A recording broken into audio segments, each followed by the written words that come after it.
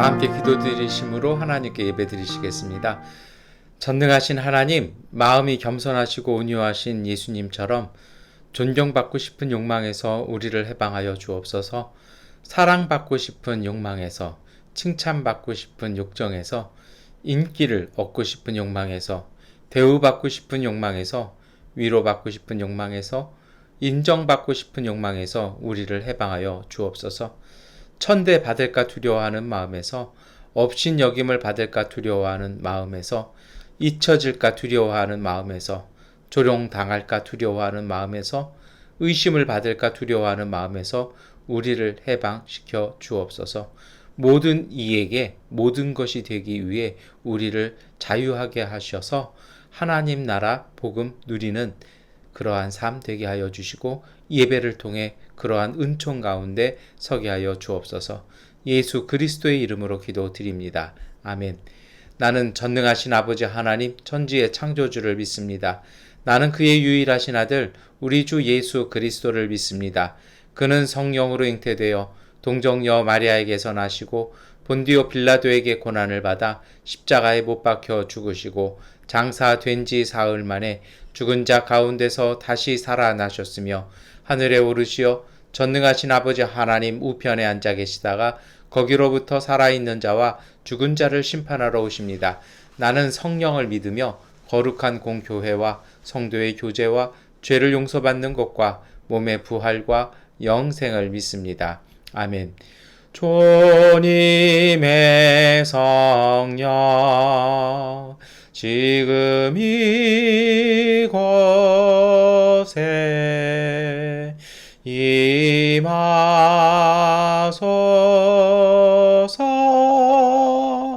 임하소서.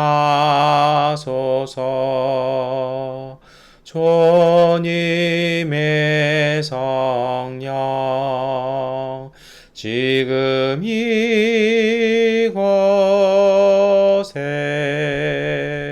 임하소서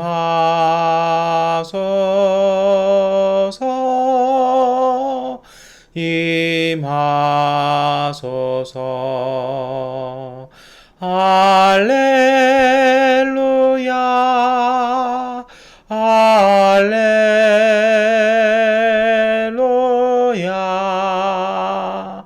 할렐루야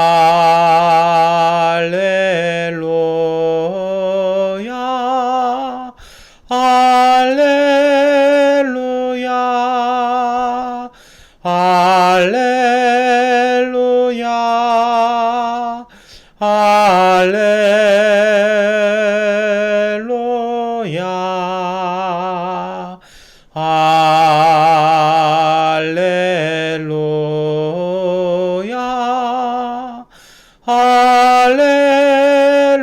할렐루야.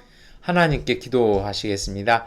전능하신 아버지 하나님, 오늘 우리가 주님 앞에 예배드리게 하시니 감사합니다. 우리가 예배드리는 자리와 그 가정과 모든 장소마다 하나님의 거룩하신 임재가 있게 하여 주시고, 하나님의 임재를 바라보는 그 믿음으로 주님 앞에 온전한 마음으로 예배드리게 하여 주시옵소서.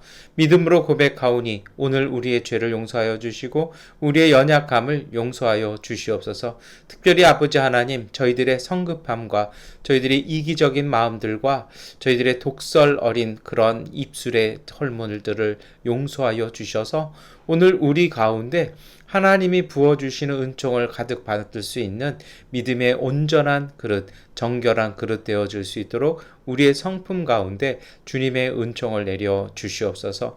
특별히 아버지 하나님, 저희들이 간구합니다. 우리가 살아가는 이 삶 속에서 여러 가지 어렵고 힘든 일마다 우리의 마음대로, 우리의 생각나는 대로가 아니라 오직 예수 그리스도의 마음을 품게 하여 주시고 그 마음 품어 이루시는 하나님의 놀라운 은총을 찬양하며 노래하며 사랑하며 함께 나누는 복음의 삶 되게 하여 주시옵소서.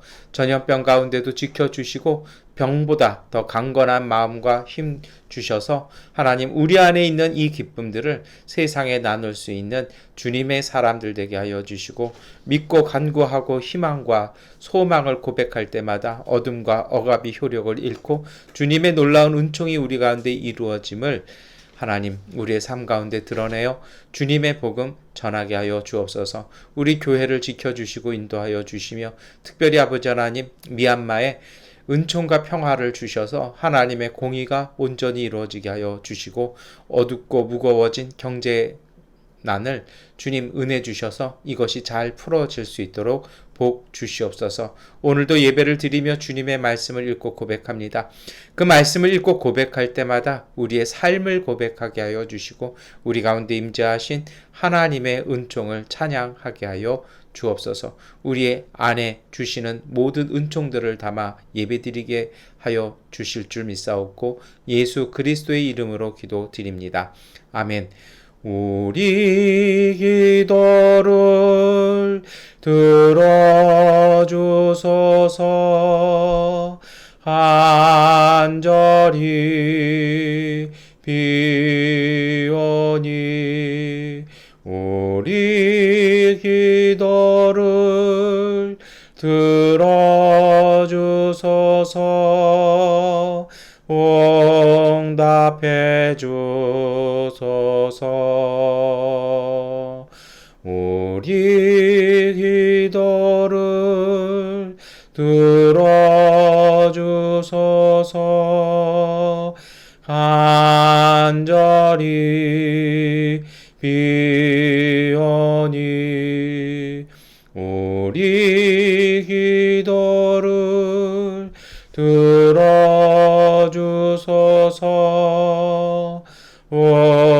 응답해 주소서.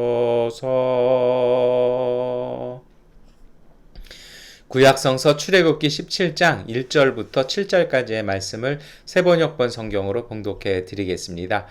이스라엘 자손의 온 회중은 신광야를 떠나서 주님의 명령대로 진을 옮겨가면서 이동하였다. 그들은 르비딤의 진을 쳤는데 거기에는 백성이 마실 물이 없었다. 백성이 모세에게 마실 물을 달라고 대들었다. 이에 모세가 당신들은 어찌하여 나에게 대드십니까? 어찌하여 주님을 시험하십니까? 하고 책망하였다. 그러나 거기에 있는 백성은 몹시 목이 말라서 모세를 원망하며 모세가 왜 그들을 이집트에서 데려왔느냐고 그들과 그들의 자식들과 그들이 먹이는 집 짐승들을 목말라 죽게 할 작정이냐고 하면서 대들었다. 모세가 주님께 부르짖었다. 이 백성을 제가 어떻게 해야 합니까? 그들은 지금이라도 곧 저를 돌로 쳐서 죽이려고 합니다. 주님께서 모세에게 말씀하셨다. 너는 이스라엘 장로들을 데리고 이 백성보다 앞서서 가거라. 그리고 나일강을 친 그 지팡이를 손에 들고 가거라. 이제 내가 저기 호렙산 바위 위에서 너희 앞에 서겠으니 너는 그 바위를 쳐라. 그러면 거기에서 이 백성이 마실 물이 터져 나올 것이다. 모세가 이스라엘 장로들이 보는 앞에서 하나님이 시키신 대로 하였다. 이스라엘 자손이 거기에서 주님께 대들었다고 해서 사람들은 그곳의 이름을 무리바라고도 하고 또 거기에서 주님께서 우리 가운데 계시는가 안 계시는가 하면서 주님을 시험하였다고 해서 그곳의 이름을 마사라고도 한다. 아멘. 복음서의 말씀 마태복음 21장 23절부터 32절까지의 말씀을 세번역번으로 봉독해 드리겠습니다. 예수께서 성전에 들어가서 가르치고 계실 때에 대제사장들과 백성의 장로들이 다가와서 말하였다. 당신은 무슨 권한으로 이런 일을 하시오? 누가 당신에게 이런 권한을 주었소? 예수께서 그들에게 이렇게 대답하셨다. 나도 너희에게 한 가지를 물어보겠다. 너희가 대답하면 나도 무슨 권한으로 이런 일을 하는지를 말하겠다. 요한의 세례가 어디에서 왔느냐? 하늘에서냐? 사람에게서냐? 그러자 그들은 자기들끼리 의논하며 말하였다. 하늘에서 왔다고 말하면 어째서 그를 믿지 않았느냐고 할 것이요. 또 사람에게서 왔다고 하자니 무리가 무섭소. 그들은 모두 요한을 예언자로 여기니 말이요. 그래서 그들은 예수께 모르겠다고 대답하였다. 그러자 예수께서 말씀하셨다. 나도 내가 무슨 권한으로 이런 일을 하는지를 너희에게 말하지 않겠다. 너희는 어떻게 생각하느냐? 어떤 사람에게 아들이 둘 있는데 아버지가 맏아들에게 가서 얘야 너 오늘 포도원에 가서 일해라 하고 말하였다. 그런데 맏아들은 대답하기를 싫습니다 하고 말하였다. 그러나 그 뒤에 그는 뉘우치고 일하러 갔다. 아버지는 둘째 아들에게 가서 같은 말을 하였다. 그는 대답하기를 예 가겠습니다. 아버지하고서는 가지 않았다. 그런데 이 둘 가운데서 누가 아버지의 뜻을 행하였느냐? 예수께서 이렇게 물으시니 그들이 대답하였다. 맏아들입니다. 예수께서 그들에게 말씀을 하셨다. 내가 진정으로 너희에게 말한다. 세리와 창녀들이 오히려 너보다 먼저 하나님의 나라에 들어간다. 요한이 너희에게 와서 옳은 길을 보여주었으나 너희는 그를 믿지 않았다. 그러나 세리와 창녀들은 그를 믿었다. 너희는 그것을 보고도 끝내 뉘우치지 않았으며 그를 믿지 않았다. 아멘. 찬송가 393장 찬송하시겠습니다.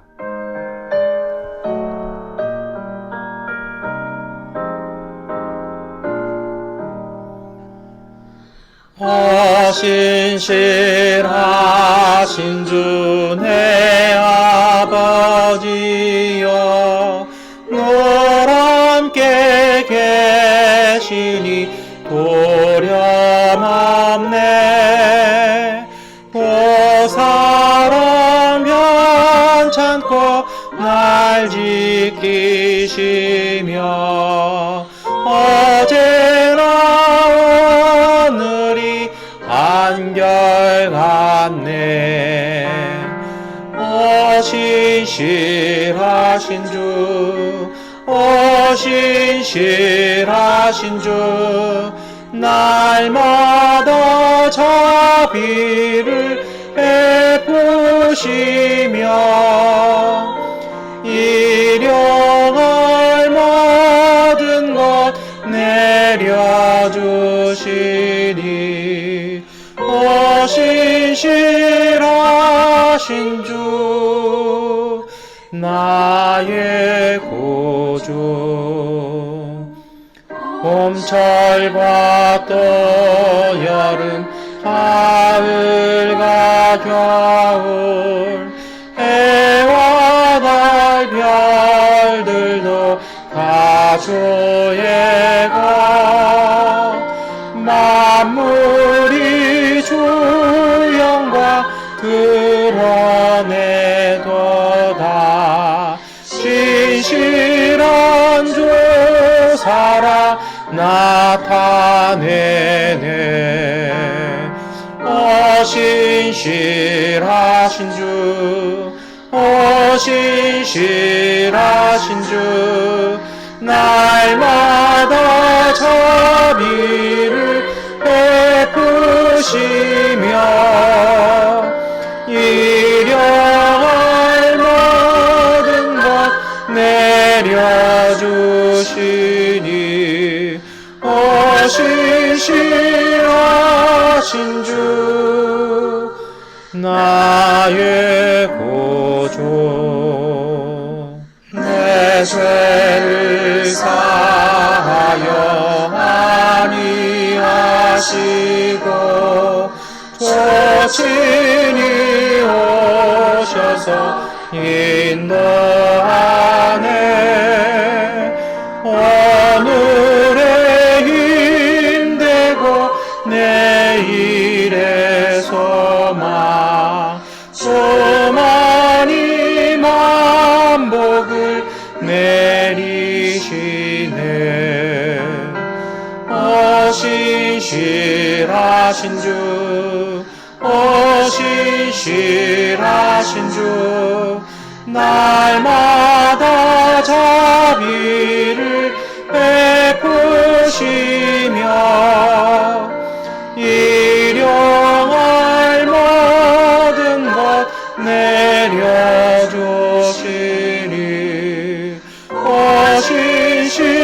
신실하신 주 나의 구주.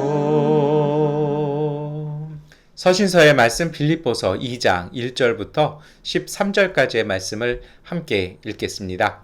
그러므로 그리스도 안에서 여러분에게 무슨 격려나 사랑의 무슨 위로나 성령의 무슨 교제나 무슨 동정심과 자비가 있거든 여러분은 같은 생각을 품고 같은 사랑을 가지고 뜻을 합하여 한 마음이 되어서 내 기쁨이 넘치게 해 주십시오. 무슨 일을 하든지 경쟁심이나 허영으로 하지 말고 겸손한 마음으로 하고 자기보다 서로 남을 낮게 여기십시오. 또한 여러분은 자기 일만 돌보지 말고 서로 다른 사람들의 일도 돌보아 주십시오. 여러분 안에 이 마음을 품으십시오. 그것은 곧 그리스도 예수의 마음이기도 합니다. 그는 하나님의 모습을 지니셨으나 하나님과 동등함을 당연하게 생각하지 않으시고 오히려 자기를 비워서 종의 모습을 취하시고 사람과 같이 되셨습니다. 그는 사람의 모양으로 나타나셔서 자기를 낮추시고 죽기까지 순종하셨으니 곧 십자가에 죽기까지 하셨습니다. 그러므로 하나님께서는 그를 지극히 높이시고 모든 이름 위에 뛰어난 이름을 그에게 주셨습니다. 그리하여 하늘과 땅 위와 땅 아래 있는 모든 것들이 예수의 이름 앞에 무릎을 꿇고 모두가 예수 그리스도는 주님이시라고 고백하여 하나님 아버지께 영광을 돌리게 하셨습니다. 그러므로 사랑하는 여러분, 여러분이 언제나 순종한 것처럼 내가 함께 있을 때뿐만 아니라 지금과 같이 내가 없을 때에도 더욱 더 순종하여서 두렵고 떨리는 마음으로 자기의 구원을 이루어 나가십시오. 하나님은 여러분 안에 활동하셔서 여러분으로 하여금 하나님을 기쁘게 해 드릴 것을 염원하게 하시고 실천하게 하시는 분입니다. 아멘. 찬미하겠습니다. 이 말씀 따라 사는 동안 지치지 않게 하시고 이 말씀 따라 사는 동안 주님 나라 임하소서. 이 말씀 따라 사는 동안 지치지 않게 하시고 이 말씀 따라 사는 동안 주님 나라 임하소서.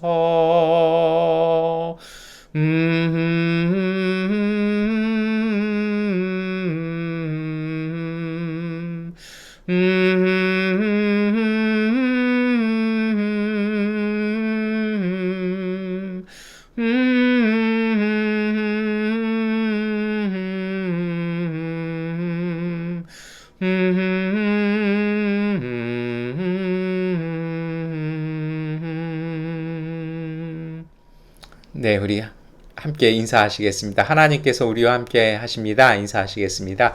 하나님께서 우리와 함께 하십니다. 아멘. 네, 우리 계속해서 우리 출애굽기 말씀을 이렇게 구약 성경 본문으로 읽어 나가고 있습니다. 여러분 그 구약 성경의 출애굽기를 읽다가 보면요 떠오르는 질문 하나가 있어요. 특별히 오늘 우리가 읽었던 본문의 1절이 그래요. 하나님의 인도하심으로 르비딤에 딱 갔는데 그곳에서 문제가 생기잖아요. 우리 지난주에는 양식이 없었는데 이번 주에는 물이 없어서 난리였습니다. 여기서 좀 궁금해지지 않으세요? 어떤 거냐면요. 하나님의 인도하심에 따른 여정이 왜 이러냐라는 거예요. 이게 주님이 인도하시면 이게 은혜로운 일정이잖아요. 우리도 어디 여행이나 이렇게 갈 때, 저도 저희 막내 아들 군대 들어갈 때 제가 그렇게 기도했거든요. 하나님, 이 아들의 군문에 입대해서 제대하는 그날까지 주님께서 인도하여 주시옵소서, 평탄케 하시고 온전하게 하여 주옵소서, 이렇게 기도했거든요. 그런데 아무 일 안 겪을까요? 안 그렇다라는 거예요. 겪을 일은 또 다 겪어요. 근데 특별히 이 구약 성경 출애굽기에서는요, 하나님께서 인도하셨는데 이 순탄하지 않은 여정을 은혜의 여정이라고 고백한다라는 것입니다. 조금 더 이렇게 세밀하게 얘기하면요, 식량과 물이 풍부한 것은 다 비겨 지나가세요. 이게 좋은 여행지는 다 비켜 가시죠. 오히려 이게 조금 다니기가 불편한 곳으로 인도해 가시는 하나님의 뜻에 대해서 의문을 던질 수 있습니다. 하나님이 훈련시키시려고 이렇게 고되게 하시나? 꼭 고되어야 훈련이 될까? 이런 약간의 반감도 조금 생기기도 합니다. 그러면 여러분, 조금 그런 어떤 질문이나 사실은 이런 우리의 삶도 좀 그렇잖아요. 그런 어떤 질문을 가지고 우리가 한번 오늘 본문을 봤으면 좋겠습니다. 특별히 주님의 인도하심과 응답을 가지고 미얀마 왔는데 이곳에서 왜 이렇게 이 모질고 힘든 일들을 겪어야만 하는지에 대한 답답함을 가지고 오늘 본문을 우리가 함께 나누었으면 좋겠습니다. 여러분, 이스라엘 백성은요, 하나님의 인도하심을 따라 르비딤 광야에 도착했습니다. 이 르비딤이라는 말이요, 의미가 있는 말이에요. 이 무슨 말이냐면 번역하면요, 이 휴식처 또는 샘이 있는 오아시스 이런 뜻입니다. 이 얼마나 기대하고 왔어요. 이 광야에, 그 넓은 광야에 지명이 있다라는 건 그 유명한 거거든요. 그러니까 백성이 그런 생각했던 것 같아요. 아, 그 르비딤에 가면 우리가 쉴 수 있다. 거기에는 오아시스가 있고 샘이 있고 나무가 있다. 이렇게 막 희망을 가지고 이렇게 왔어요. 근데 딱 도착하고 보니까 이 오아시스의 물이 말라버렸습니다. 근데 이 모세가 그냥 인도에 갔다라면 이게 그냥 받아들일 수 있는 문제입니다. 근데 하나님이 이렇게 인도해 오셨는데 이 물이 말라버린 오아시스 온 게 어떻게 할까요? 우리의 생각은요, 그런 생각이 그 전제로 있습니다.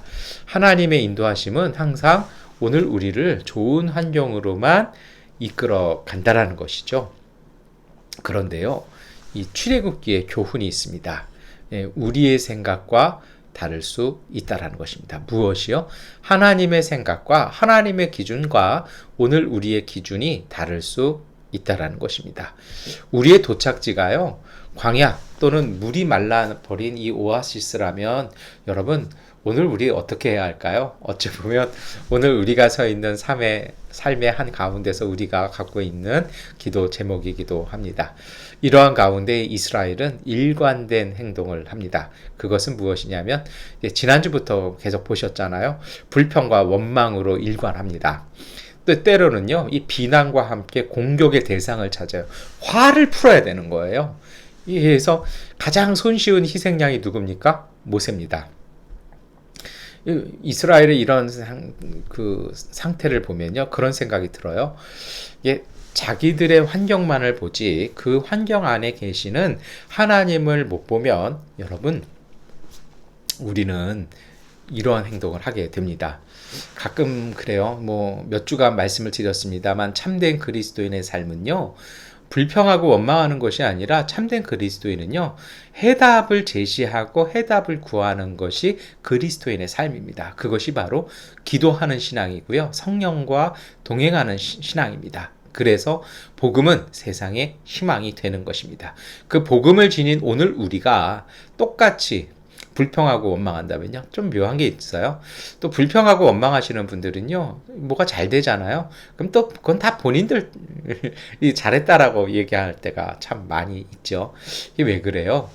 내 환경만 보지 그 환경 안에 계시는 하나님을 못 보기 때문입니다. 이것을 우리가 사실은 영성이라고도 얘기를 합니다.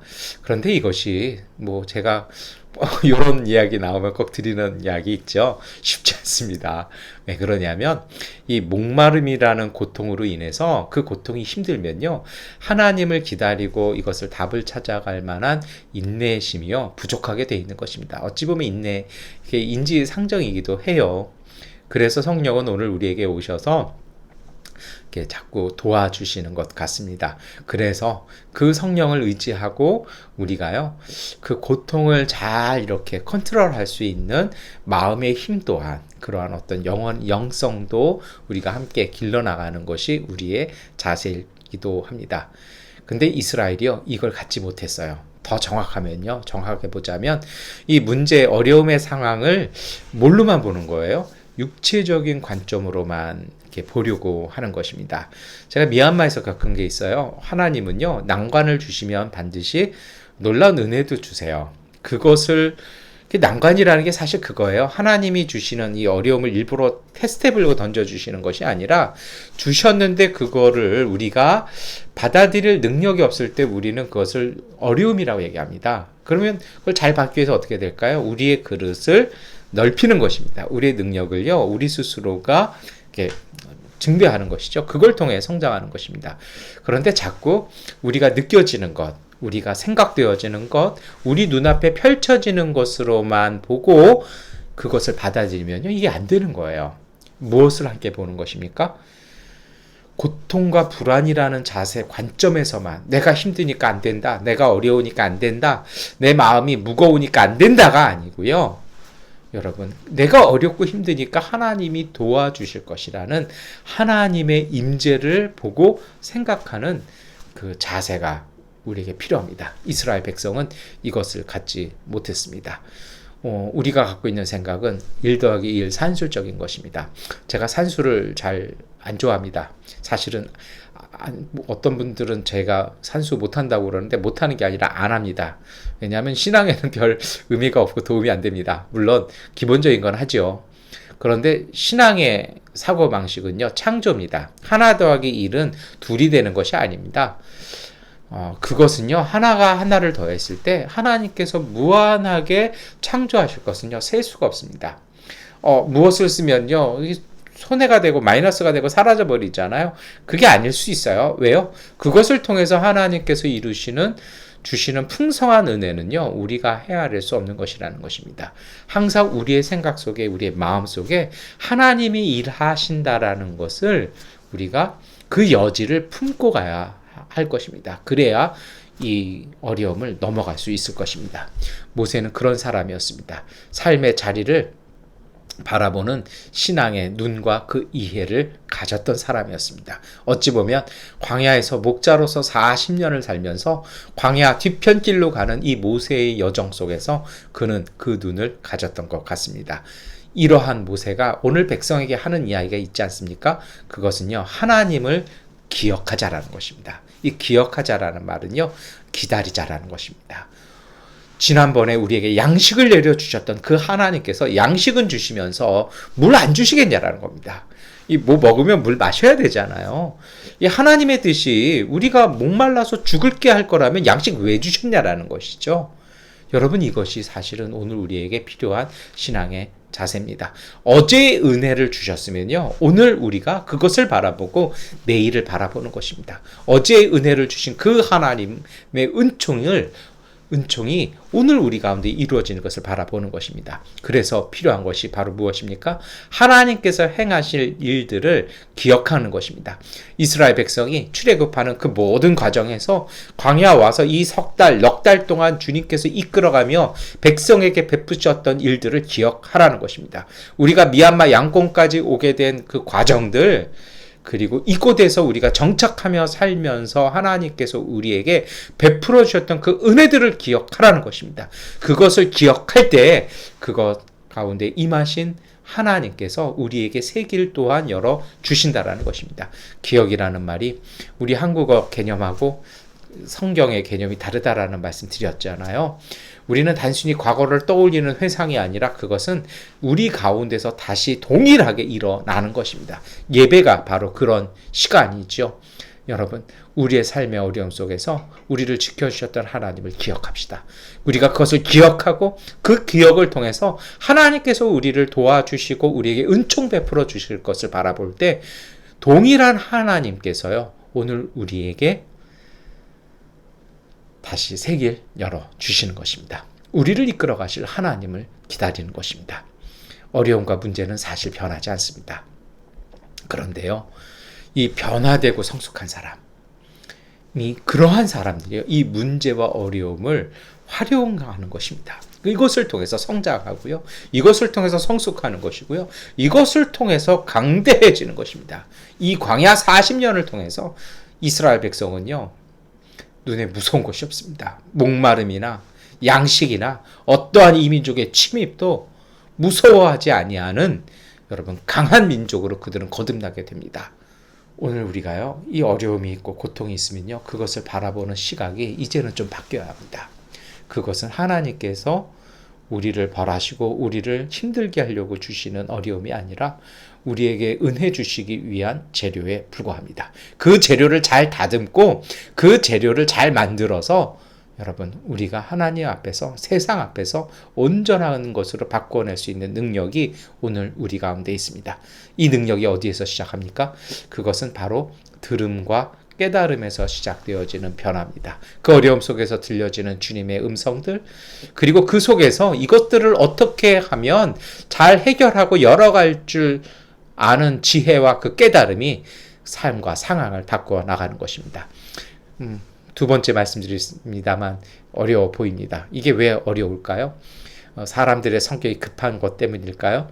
그것도 있겠죠. 그런데 가장 근본적인 것은요, 하나님과의 소통이 단절되면 이것이 정말 안 됩니다. 어렵습니다. 왜 하나님과의 소통이 단절될까요? 그것은요, 삶에 대한 진지한 성찰의 자세가 부족하기 때문입니다. 내 내면과 그리고 내 내면 속에 있는 우리의 진실한 자아와 하나님과의 만나는 시간이 부족하면 이 소통이 단절되고, 그 소통이 단절되면 두려움에 휩싸이는 것입니다. 여러분, 그래서 자주 골방에 들어가는 습관을 가지십시오. 이스라엘에게 진정한 목마름이 있었습니다. 마실 물이 그들에게 문제가 아니라는 것입니다. 그들을 정말 목마르게 하고 진정한 목마름을 준 것은요, 그들은 여전히 노예적인 사고관에 사로잡혀 있었던 것입니다. 그러한 사고관이 있으니까요, 이 능동적으로 내 문제를 해결하려는 자세가 없어요.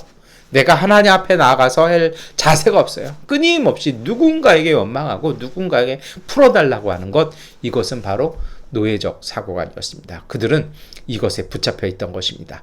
그러다 보니 자신의 현재와 미래에 대한 의심과 흔들림이 있다 보니 상황과 환경 속에 계속해서 종속되어 있었던 것입니다. 출애굽기 17장 3절의 말씀입니다. 그러나 거기에 있는 백성은 몹시 목이 말라서 모세를 원망하며, 모세가 왜 그들을 이집트에서 데려왔느냐고 그들과 그들의 자식들과 그들이 먹이는 집 짐승들을 목말라 죽게 할 작정이냐고 하면서 대들었다. 여러분, 자기들이 따라왔잖아요. 그리고 자기 가족이 목마르고요, 내 재산인 짐승이 목마르면요, 참된 자유인은요, 자기가 물을 찾잖아요. 이 모세한테 다 해결하라고 모세한테 와서 다 대들고 막 싸움 걸고 막 화를 내는 것이죠. 모세가 지도자니까 그럴 수도 있어요. 그런데 진정한 가장이라면, 진정한 장로라면 그럴 수 없는 거죠. 이게 바로 노예적 사고관입니다. 오늘 우리가 여기에 물들어 있지 않은지 다시 봐야 됩니다. 두려움과 분노에 매이면요, 불안합니다. 그것이 오늘의 삶이라면 우리는 다시 한번 깨어나야 합니다. 사실 그래요. 이처럼 화내고 싸울 힘이 있으면요, 더 기력을 다해서요, 샘을 찾든지 하나님께 기도하든지 아니면 땅을 파는 것이 현명한 거 아닙니까? 서로 자기들끼리 싸우고 막 난리칠 바에요, 그 힘 가지고요, 그 에너지 갖고 문제를 해결할 방법을 찾는 것이 정말 이것이 효율적으로 에너지를 쓰는 방법 아니겠습니까? 그런데 종속되어 있잖아요. 그러면 이 소중한 삶의 에너지를요, 낭비하는 어리석음에 빠집니다. 이것이 바로 노예입니다. 사실 이런 것들이 그래요. 원하지 않은 현실의 중독이 가져오는 현상입니다. 내가 처한 현실이 내가 원한 게 아니에요. 그런데 거기에 자꾸 접하다 보면 그 어려움이, 그 고통이 중독돼 있어요. 그 고통에 매여 있으면요, 이런 현상이 오는 것이죠. 건강하게 해결하기보다는요, 누군가 희생양을 찾고요, 화풀이할 대상을 찾으려는 폭력적인 현상이 옵니다. 그러니 길가에 서 있는 간판에다 화풀이하고요, 전봇대에도 화풀이하고요, 길가에 잘 세우는 누군가 잘 만들어낸 물건에다가 거기다가 화풀이하는 것, 정말 안타까운 일인 거죠. 이러한 상황 속에 모세의 삶이 좀 다릅니다. 어찌 보면 모세는요, 위기의 순간이었습니다. 백성들이 막 대들기 시작합니다. 온유한 사람이었던 모세에게도 어려웠던 것 같습니다. 출애굽기 17장 4절입니다. 모세가 주님께 부르짖었다. 이 백성을 제가 어떻게 해야 합니까? 그들은 지금이라도 곧 저를 돌로 쳐서 죽이려고 합니다. 반란보다는 거의 이거는 공개 처형에 가까운 상황이 왔다라는 것입니다. 그런데 여러분, 여기에서 우리는 다시 한번 모세의 위대함을 보입니다. 정말 이처럼 다급하고 위험한 상황인데 감정이 아니라, 백성과 더불어서 싸우는 것이 아니라, 시시비비를 따지는 것이 아니라 그는 하나님 앞에 나아갑니다. 이처럼 하나님의 말씀을 들으려고 하는 기도가 사실은 문제 해결의 열쇠입니다.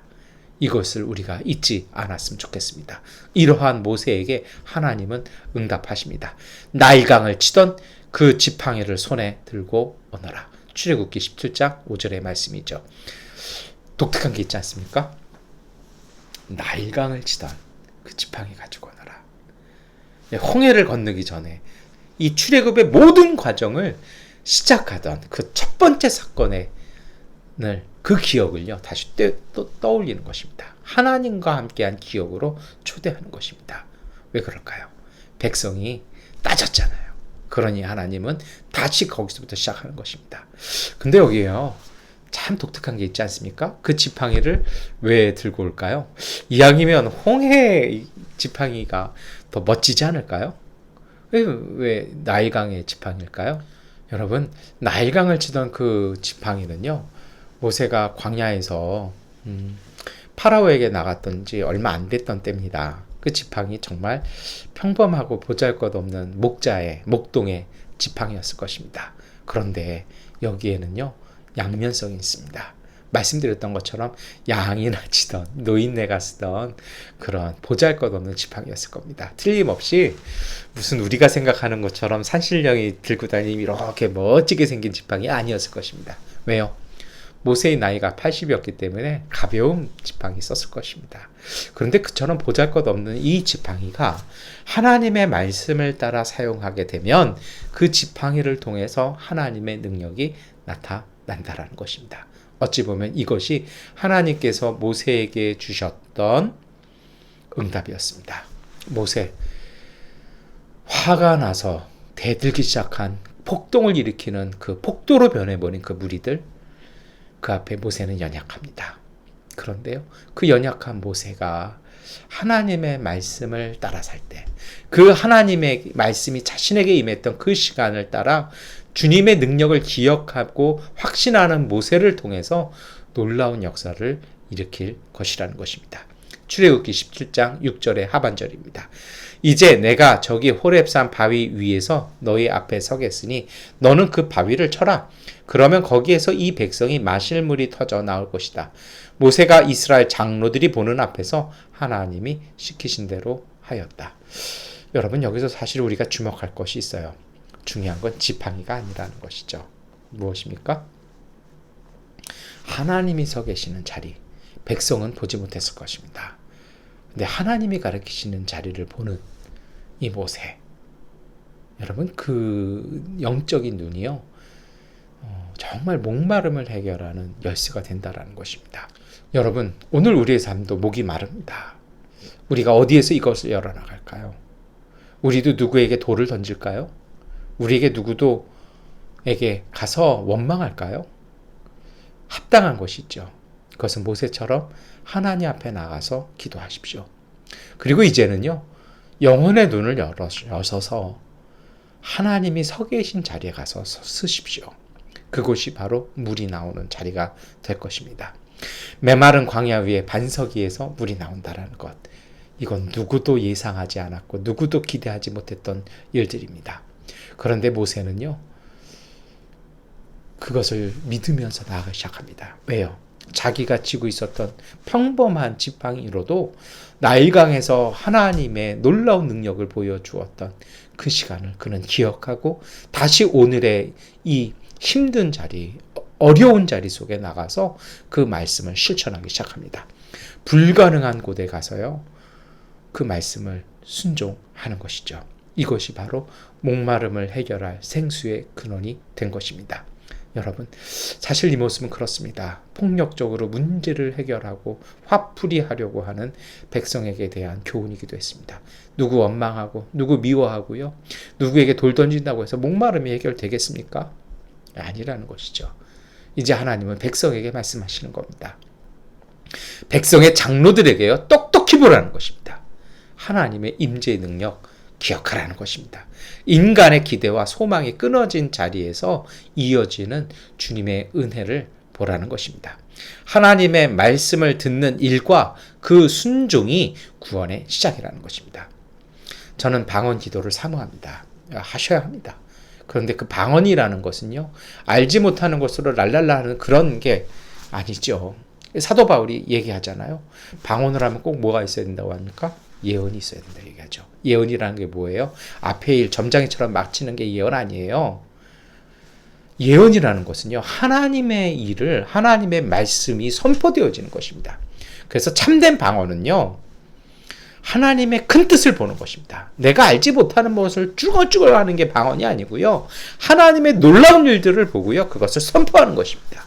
우리가 그것을 보고 소망을 담고 그것을 선포하고 기도하기 시작할 때 어둠과 억압은 그 효력을 상실하는 것입니다. 이제 백성의 목마름이 해결되었습니다. 그 방법이 무엇이었습니까? 하나님의 말씀, 불가능해 보이고 이해가 되지 않고 논리로 설명 안 되는 주님의 말씀 가운데 모세는 그 말씀을 믿고 실천하였습니다. 우리 시대에는요, 정말 바보처럼 들리는 이야기입니다.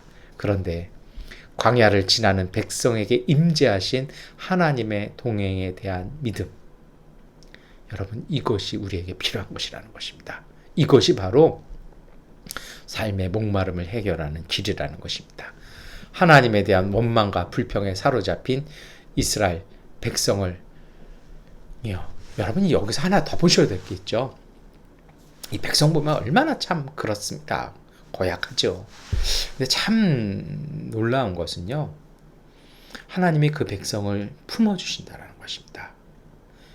불평해도 원망해도 저들이 너에게 하는 것이 아니라 나에게 한다라고 말씀하시면서도 끊임없이 먹이시고 입히시고 마시게 하시는 하나님의 자비가 있었다라는 것입니다. 그리고 더 감사한 것이 있죠. 백성 전체가 그 난리를 쳐도 정말 모세 한 사람의 믿음과 그 순종이 회복의 은총을 가지고 왔다라는 것입니다. 공동체도 참 중요합니다. 그런데 성경을 가만히 읽어보면요, 한 사람 한 사람의 믿음과 순종이 하나님의 역사, 하나님의 자비를 이 땅 위에 꽃피우게 하는 열쇠가 된다라는 것입니다. 여러분, 한 사람의 믿음과 순종이 하나님의 임재하심이 임하시는 무대가 된다라는 것입니다. 오늘 우리 양곤에서의 우리의 삶, 그리고 우리 세계 곳곳에서 사시는 이 예배를 함께 드리시는 여러분, 어려움 속에 광야 같은 삶을 살아가시는 여러분 한 사람의 헌신과 여러분 한 사람의 그 순종이 역사를 바꿔놓는 것입니다. 이것이 바로 여러분 신앙의 힘입니다. 천만인이 아니라 한 사람의 힘, 한 사람의 믿음이 공동체를 살리는 것입니다. 오늘 우리는 출애굽기 17장을 읽으며 생각났던 의문점들을 가지고 우리가 말씀을 나누어 봤습니다. 여러분, 르비딤이라 불렸던 그곳을 이스라엘 백성은 떠나면서 그곳 지명을 바꿔버립니다. 무리바 또는 마사, 유혹과 시험이라고 그들은요, 이름을 바꾸면서 그것을 기억합니다. 그리고 그것을 떠올릴 때마다 오늘 우리가 기억해야 될 것이 있습니다. 우리 자신에게 던져야 되고 우리 스스로가 체크해 봐야 될 체크리스트가 있다는 것입니다. 임마누엘의 은총을 기억하며 살아가고 있는가라는 것입니다.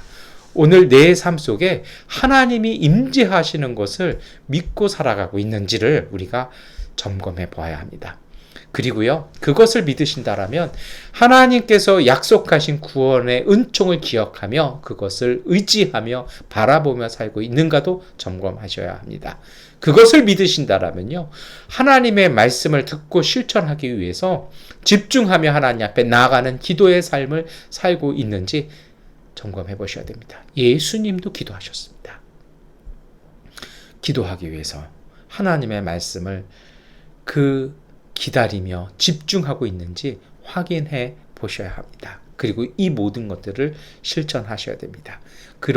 이러한 삶의 순종이, 이러한 삶의 행동들이 유혹과 시험의 땅을 생수가 넘쳐나는 곳으로 바꾸는 은혜의 자리가 되게 하는 방법이라는 것입니다. 하나님을 기억하며 신뢰하고 성실하게 실천하는 마음, 이것을 위해서 하나님은요, 광야로 인도하신 것입니다. 왜냐고요? 이러한 마음, 이러한 자세가 있으면요, 어느 곳에 가든지 두려운 것이 없습니다. 어떤 자리 가도요, 능히 이겨낼 수 있습니다. 사도 바울이 그래서 이야기하지 않습니까? 내게 능력 주시는 자 안에서 능치 못함이 없다라고요. 이것이 오늘 양곤에서 살아가는 세계 곳곳 어려운 자리 속에서 살아가고 있는 이 시간 예배드리는 오늘 믿음의 모든 가족분들의 고백 되시기를 축원합니다. 이러한 고백이 신약 성경에서도 사도 바울의 권면을 통해서 우리에게 전해지고 있습니다. 우리가 가지고 나가야 할 지팡이가 무엇입니까? 그것은 사도 바울은요, 예수 그리스도의 사랑과 겸손의 마음을 배우고 실천하는 것이라고 얘기합니다. 빌립보서 2장 3절부터 5절까지의 말씀이죠. 무슨 일을 하든지 경쟁심이나 허영으로 하지 말고 겸손한 마음으로 하고 자기보다 서로 남을 낮게 여기십시오. 또한 여러분은 자기 일만 돌보지 말고 서로 다른 사람들의 일도 돌보아 주십시오. 여러분 안에 이 마음을 품으십시오. 그것은 곧 그리스도 예수의 마음이기도 합니다. 여러분, 우리가 무슨 일을 하든지 우리에게 나일강을 쳤던 지팡이가 필요합니다. 그 지팡이가 우리가 무엇입니까? 우리가 만났던, 우리가 구원받았던 그 감동에 그 자비를 경험했던, 그 사랑을 체험했던 예수님의 마음을 품고 그 마음으로 일하는 것입니다. 그 마음을 임할 때 우리의 삶이 바뀌는 것입니다. 우리 시대에, 사실 그래요. 우리 시대에 이런 이야기하면 뭐 겸손하십시오. 다른 사람을 섬기십시오. 이런 얘기하면 정말 하찮게 여겨요. 말도 안 된다고 얘기하죠. 그런데 여러분, 그렇지 않아요. 이 겸손과 사랑의 힘은 하나님께 속한 신비의 힘입니다. 빌립보서 2장 6절부터 9절까지의 말씀 우리가 함께 읽겠습니다. 그는 하나님의 모습을 지니셨으나 하나님과 동등함을 당연하게 생각하지 않으시고 오히려 자기를 비워서 종의 모습을 취하시고 사람과 같이 되셨습니다. 그는 사람의 모양으로 나타나셔서 자기를 낮추시고 죽기까지 순종하셨으니 곧 십자가에 죽기까지 하셨습니다. 그러므로 하나님께서는 그를 지극히 높이시고 모든 이름 위에 뛰어난 이름을 그에게 주셨습니다. 무슨 얘기예요? 예수님께서도 이 마음, 이 힘으로, 이 자세로, 이러한 생활로 사역하셨다라는 것입니다. 그러니 우리도 이것을 할 때 우리가 하나님 나라에 합당한 삶이 된다라는 것입니다. 이것을요, 신약에서는 사실은 이제 케너시스라고 얘기합니다. 자기 비움이라는 뜻이거든요. 근데 이것이, 이 비움은요, 이게 사실 좀 불교에서 하는 얘기예요. 근데 우리는 사실은 케너시스는요, 비워내는 게 아니에요. 이게 비워내는 게 우리 목표가 아니고요. 하나님의 은총을 담기 위해서 비우는 겁니다. 이게 예수 그리스도의 복음의 핵심이죠. 우리 자신을 위한 비움이 아니라 다른 존재를 위한 비움이에요. 이게 바로 사랑입니다. 나를 비워서 다른 사람을 사랑하고 품는 것. 이게 케너시스입니다. 이게 바로 예수 그리스도의 마음입니다. 모세는요, 자신의 명예, 자신의 그 어떤 권위, 이게 아니에요. 우리 예배전 기도에서도, 임내 기도에서도 제가 그렇게 기도했습니다만, 모세는 존경받고 싶은 마음도 없었고요. 자기 이름을 드러낼 생각도 없었어요. 백성이 욕하면 그걸 가지고 더 하나님께 나가서, 주님, 백성이 목이 마르다고 합니다. 어떻게 해야 될까요? 백성을 품지 않습니까? 이것이 오늘 우리의 마음이어야 된다는 것입니다. 복음은 역설적인 진리를 갖고 있습니다. 나름대로의 파라독스의 능력이 있습니다. 말씀드렸습니다만 비워낼 때 채우는 것이죠. 어찌 보면요, 거꾸로 보셔야 돼요. 채우기 때문에 비워지는 것입니다. 정말 귀한 것, 진리가 우리 안에 들어오기 때문에 다 나가는 것이죠. 바로 그 자리가 반석에서 생수 나오게 하는 은혜의 시작입니다. 세상에서는 이것을 우습게 여깁니다. 그런데 이러한 삶으로 생활하고 성실하게 삶으로 말 한마디, 생각 하나, 손짓 하나, 대화 한마디 하고요, 만남 하나를 이렇게 하실 때 그 대화와 만남을 통해서 모든 관계를 살리시는 하나님의 생수가 솟아나는 것입니다. 내가 하고 싶은 이야기, 내가 하고 싶은 만남만, 내가 하고 싶은 일만 하는 만남이 아니고요, 품어내고 껴안아주는 만남이, 그것이 바로 모두를 살리게 하는 힘이라는 것입니다. 바로 이 자리가 하나님 앞에 나가는 모세의 자리입니다. 여러분, 정말 예수님의 사랑으로요, 세상을 창조하신 하나님과 하나 되는 것입니다. 우리가 누군가를 품어나가기 시작할 때요, 누군가를 위하여 주기 위해서 우리가 겸손해지고 우리가 섬기기 시작해지고요, 그렇게 될 때 우리가 하나님 닮은 온유를 실천하게 되는 것입니다. 그 사람이 우리의 가치를 몰라줄 때 있어요. 그러나 기억하십시오. 그 못난 사람 안에 계신 하나님의 임재하심, 우리는 그 하나님의 임재를 껴안는 것입니다. 신앙과 교회는 걸림돌이 있습니다. 우리 교회가 확장하기 위해서, 우리 교회가 성장하기 위해서 맹목적으로 그것을 추구하면요, 껍데기가 됩니다. 이건 케노시스가 아니에요. 체험만이 있지 비워냄이 없는 것이죠. 그러한 신앙은, 그러한 경건은 다툼과 분열만을 만들어내는 것입니다. 가끔 교회들끼리 그럴 때가 있어요.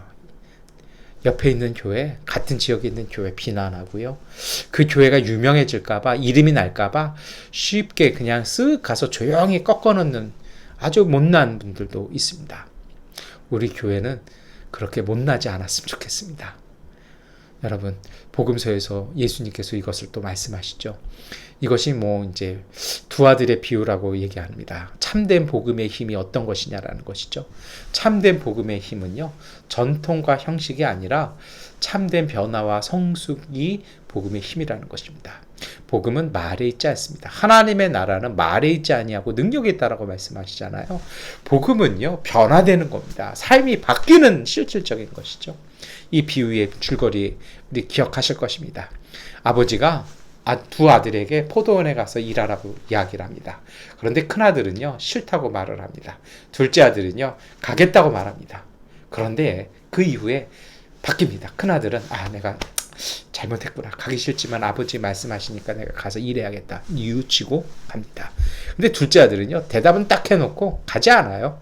그러면 정말 이 아버지의 뜻을 따르는 아들은 누구겠냐라고, 정말 이 하나님 나라에 들어갈 사람은 누구겠냐라고요, 예수님께서 물어보시면서 정말 참된 복음의 삶이 무엇인지를 물어보시는 것입니다.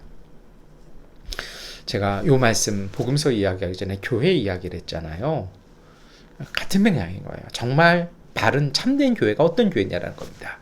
많이 모이는 교회요, 건물이 아주 예쁜 교회요, 시설이 아주 잘된 교회요, 좋은 프로그램이 많은 교회요, 문화센터 가십시오. 아주 잘 돼 있습니다. 진짜 교회는 그런 교회가 아니라 예수 그리스도의 복음을 삶으로 실천하는 교회입니다. 이것이 바로 이 복음서에 나오는 이 비유의 전제사항이었던 바리새인들과 예수님과의 대립되는 상황이었습니다. 어찌 보면 그래요. 말과 실천하는 행동에 이 부딪히는 자리가 이 두 아들 비유가 나오는 자리입니다. 이 비유의 가르침 다시 한번 볼까요? 하나님 나라에 합당한 기준이 무엇이냐라는 것입니다. 말만 하는 사람이 아니고요. 그래서 이 점잖고 이 아주 분위기 쫙 풍겨내는 것이 아니라, 학위 갖고 있는 것이 아니라 행동하고 실천하는 사람이 하나님 나라의 복음에 합당한 사람이라는 것입니다. 마음과 삶의 변화 없이 경건한 척하는 위선적인 신앙에 대해서 예수님은 신랄하게 경고하시는 것입니다. 예수님께서 원하시는 삶 속에서의 지팡이가 여기서도 드러납니다.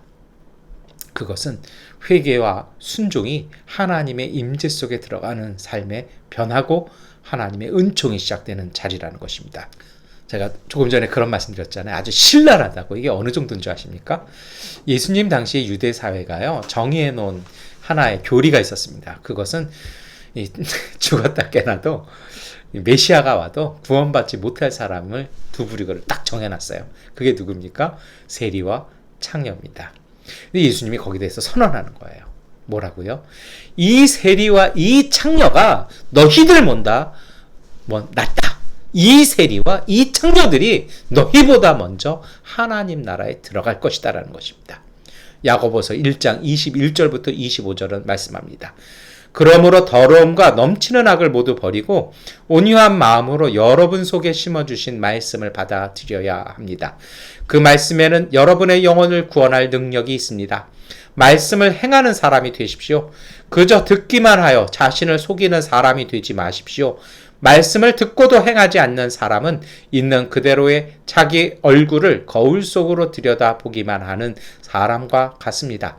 이런 사람은 자기의 모습을 보고 떠나가서 그것이 어떠한지를 곧 잊어버리는 사람입니다. 그러나 완전한 율법, 곧 자유를 주는 율법을 잘 살피고 끊임없이 그대로 사는 사람은 율법을 듣고서 잊어버리는 사람이 아니라 그것을 실행하는 사람인 것입니다. 이런 사람은 그가 행한 일에 복을 받을 것입니다. 아멘. 이제 설교를 마무리하겠습니다. 여러분, 믿음으로 산다라는 것, 특별히 르비딤 같은, 말라버린 르비딤 같은 마사와 이곳에 사는 오늘 우리가에게 믿음으로 산다는 건 어떤 의미가 있을까요?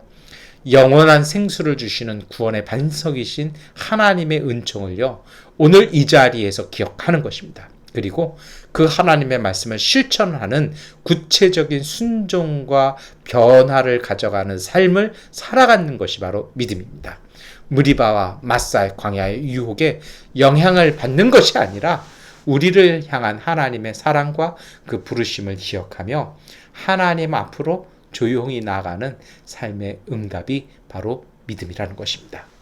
그래서 여러분, 우리는요, 우리의 입술뿐 아니라 몸으로 행동하며 순종하는 그 자리가 바위에서 생수가 터지는 구원의 감격이 시작되는 자리인 것입니다. 그래서 우리가요, 해야 할 것이 있습니다. 하나님의 은총을 망각하게 하는 불평과 원망의 말을 입에서 벗어버리십시오. 마음을 새롭게 해서요, 삶으로 행동함을 통해서요, 하나님의 뜻에 순종하시기 바랍니다. 이렇게 우리가 살아갈 때 하나님 앞으로 나아가는 사람들을 성령께서 오셔서 함께 하시고 도우시고 새롭게 하시는 것입니다. 사랑하는 성도 여러분, 그리고 가족 여러분, 겸손과 순종과 삶으로 예수 그리스도의 마음을 품어서 하나님 나라의 은총을 삶에 담아내는 하나님의 나라의 은총을 세상에 심어가는 복된 삶 살아가시기를 축원합니다. 기도하겠습니다.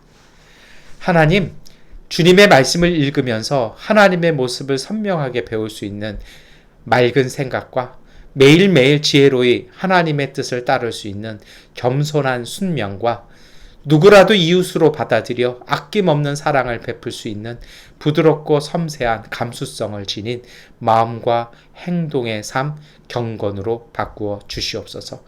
그리하면 살아계신 하나님과 동행하고 있음을 깨달아 참된 행복으로 이 땅의 가난과 질병과 어둠을 이기며 우리 사는 땅이 적과 꿀이 흐르는 복된 땅 되게 하여 주옵소서. 예수 그리스도의 이름으로 기도드립니다. 아멘.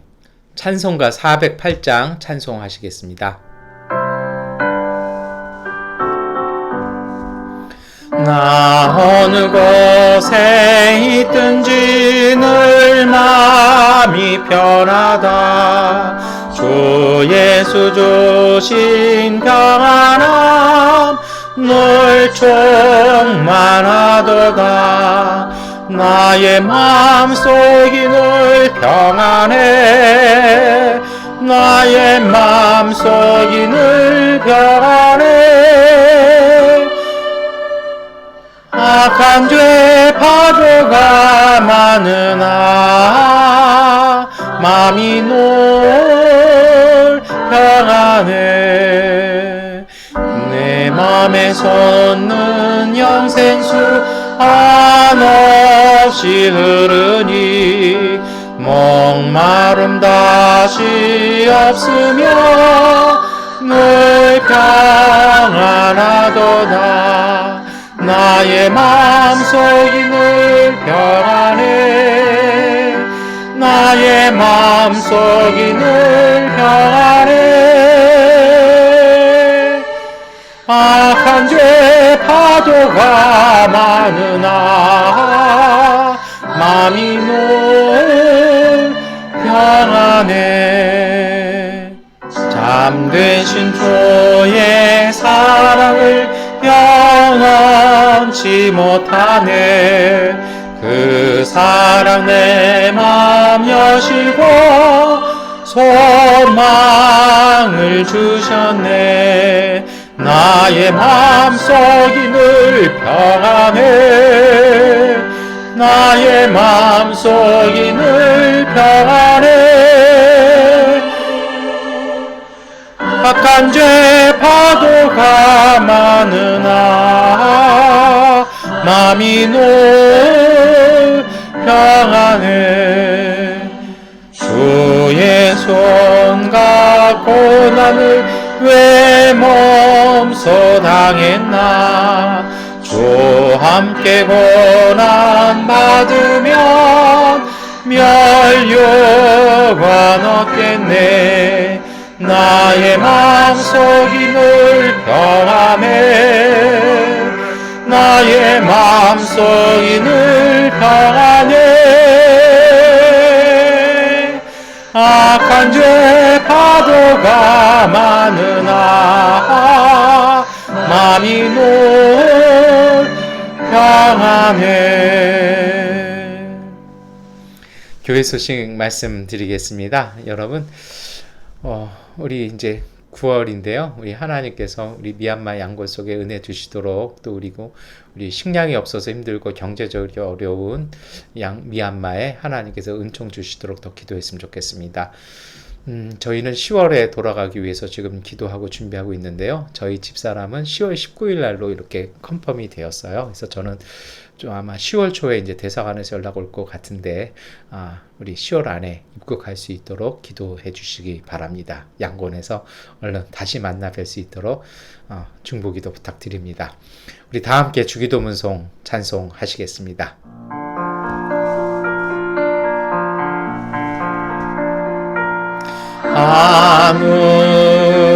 하늘에 계신 아버지, 이름 거룩하사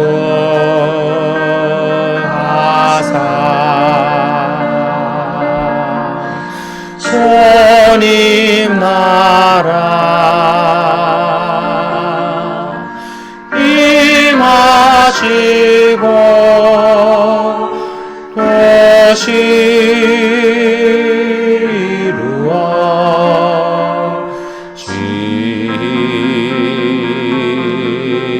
이루어지이다. 일용할 양식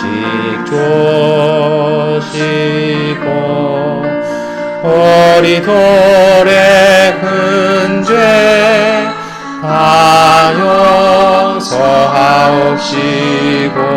또 시험에 들게 마시고 악에서 구원하소서. 되게 주의 나라 주의 권세 주의 영광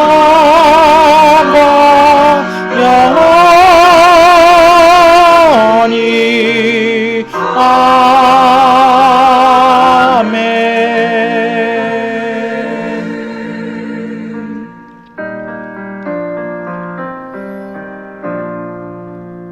전능하신 아버지 하나님, 정말 광야 같고 우리의 기대와 실망이 무너져 내리는 것 같아 보이는 그러한 삶 속에 우리가 살아가고 있습니다. 그러나 주님, 우리가 그럼에도 불구하고 하나님께서 주시는 은총과 은혜에 감사하며 그 소망을 담아 예배와 예물 드렸사오니 우리의 예배와 예물을 받아 주시옵소서. 11조와 주일헌금과 구제헌금과 선교헌금 각종 예물과 또한 수고와 봉사와 섬김과 중보하며 드린 기도를 드렸사오니 주님, 이 모든 것을 받아 주시고 이 모두를 통해 하나님의 은총과 생명 살리는 복음의 능력이 우리가 사는 삶 그 땅 위에 임하게 하여 주시옵소서. 특별히 이 모두를 드린 믿음의 가정들, 그 손길들, 그 일터마다 복 주시고 하나님의 은혜를 더하여 주셔서 항상 소망을 품고 기도할 때마다 하나님께서 베풀어 주시는 놀라운 은총과 기쁨들이 반석을 뚫고 나오는 그 생명수의 그 구원의 감동들이 끊임없이 이어지게 하여 주옵소서. 지금은 우리 주 예수 그리스도의 은혜와 거룩하신 아버지 하나님의 사랑하심과 보혜사 성령님의 감동 감화하시는 능력이 광야 같은 세상에서 만나는 어둠들을 우리 안에 품어낸 그리스도의 사랑과 겸손으로 구원의 샘물을 솟아나게 하는 신앙으로 살아가겠다고 결단하는 믿음의 가족들 위해 영원히 함께 하시기를 간절히 축원하옵나이다. 아멘. 주님의 평화가 우리와 함께 우리의 이웃들 가운데 하나님께서 함께 하십니다. 이것으로 주일 예배를 마치겠습니다.